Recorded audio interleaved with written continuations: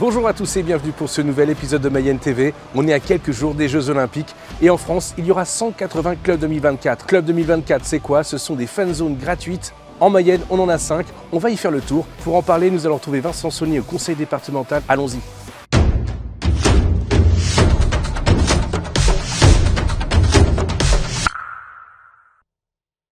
Bonjour Vincent Saulnier. Bonjour. Alors en Mayenne, on pourra suivre les Jeux dans ces clubs 2024. Pouvez-vous nous en parler, notamment de ce qui va se passer à l'espace Mayenne? Vous le savez, la Mayenne aime les Jeux, donc c'était tout naturellement qu'on souhaitait pouvoir organiser et offrir aux Mayennais un moment de partage à l'occasion de ces Jeux Olympiques et Paralympiques. C'est la raison pour laquelle on aura donc 2 temps forts. Et donc nous accueillerons à l'espace Mayenne du lundi 29 juillet au 4 août tout le public mayennais qui le souhaite pour partager, s'émouvoir autour de ces Jeux. Donc la volonté du conseil départemental, c'était de pouvoir travailler avec le mouvement sportif et de proposer de la découverte, de l'initiation. Donc vous pourrez pratiquer du volley, de l'escalade, du judo, du tennis de table. L'idée de ce Club Paris 2024, à la fois partager et s'émouvoir autour de cet événement mondial historique que constituent les Jeux, et puis simultanément se préparer et bouger, s'activer autour de un nouveau sport à compter de la rentrée prochaine. Direction maintenant Château-Gontier qui a ouvert son club 2024 depuis le 15 juillet dernier. On y retrouve David Julien. Bonjour David. Bonjour David. Alors comment ça va? Explique-nous ce qui va se passer ici à Château-Gontier-sur-Mayenne pendant les Jeux. Bienvenue à Château-Gontier-sur-Mayenne. Donc on a un mois nous d'activités sportives et culturelles. Donc on démarre ce lundi 15 juillet jusqu'au vendredi 9.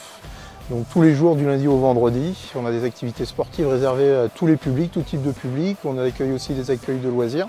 Et à partir du 26 juillet, on aura aussi la mise en place de l'écran géant pour la diffusion des Jeux. Donc l'écran sera au bout du terrain d'athlétisme.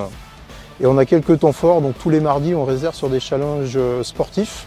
Donc chaque mardi un challenge différent, donc là c'est sur inscription. On a aussi le mardi 23 juillet où on aura un spectacle Quel cirque sur les arts du cirque. Et on terminera pour clôturer le club 2024 au pays de Château-Gontier par une scène, un concert avec 2 groupes sur du rock celtique. Bon, puis apparemment tu as aussi préparé des choses dans ta commune Améral. Voilà, je vais changer de polo et puis je t'emmène à Méral. Donc à Méral, on va ouvrir le club 2024 à partir du 26 juillet avec un comité de pilotage de 14 personnes. Donc on démarre le 26 et on s'arrêtera le 11 août avec des horaires différentes, avec des temps forts qu'on va marquer entre du théâtre, de la culture, bien sûr du sport, des concerts et surtout une journée tahitienne. Et là, tahitienne, on a notre référent de Tahiti, Roland. Alors c'est le mardi 30 juillet à partir de 14 h. Alors ça va surtout être une découverte de la culture polynésienne, mais dans un système interactif. C'est-à-dire on présentera surtout les activités traditionnelles et sportives. Ça va être principalement d'animer avec les assistantes maternelles des alentours et l'accueil de loisirs de Méral. Et aussi après d'animer toutes les activités sportives qui vont avoir lieu, dont le tournoi de soccer le 6 août, le mardi 6 août. Et n'hésitez pas à venir du 26 au 11 août à Méral. Et on continue notre tour en Mayenne et là on est à Évron à côté de la salle des fêtes et on a Jean-Philippe Maignan qui nous attend avec une belle torche olympique. On y va.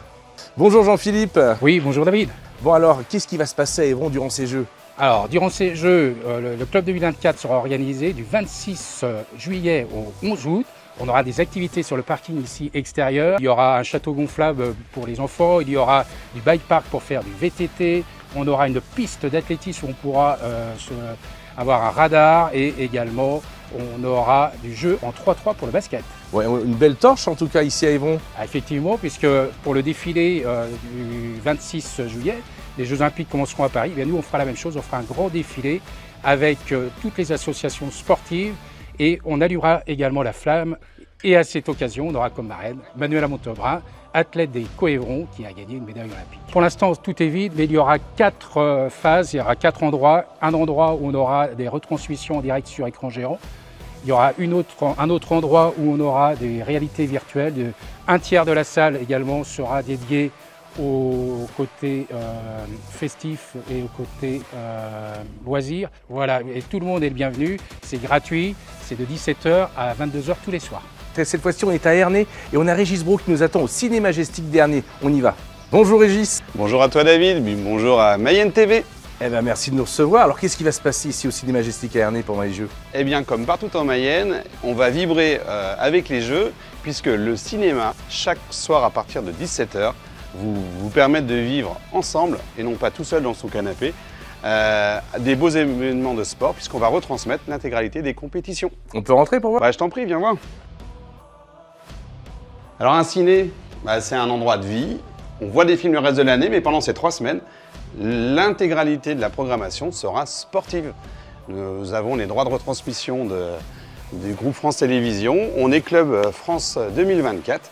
Eh bien, cette ouverture de 17 h à fin des épreuves chaque jour, ça c'est acté. Et puis, les clubs de notre territoire, les clubs sportifs, vont pouvoir s'emparer du cinéma et créer des journées clubs. Alors à ce moment-là, on ouvrira le ciné en fonction des épreuves choisies par les associations sportives. Alors sur le grand écran, de la cérémonie d'ouverture jusqu'à la cérémonie de clôture, je crois qu'on va vivre des très belles retransmissions. Vraiment, cette particularité de l'ouverture sur la scène, je crois que sur grand écran, ça aura meilleure allure que dans votre petit écran tout seul chez vous, dans votre salon. Et dans le reste de l'actualité, on salue l'équipe de France féminine de volley qui a choisi l'espace Mayenne pour préparer les Jeux Olympiques. 15 jours de préparation, dont un très beau match amical face à la République dominicaine, malgré la défaite au tie-break. Plus que quelques jours de préparation en Mayenne avant les Jeux. On savait que venir ici, c'était un régal pour nous parce que voilà, on a déjà expérimenté cet endroit. On a tiré 3 équipes extrêmement fortes qui ont été déjà sur les podiums les 2 dernières Olympiades.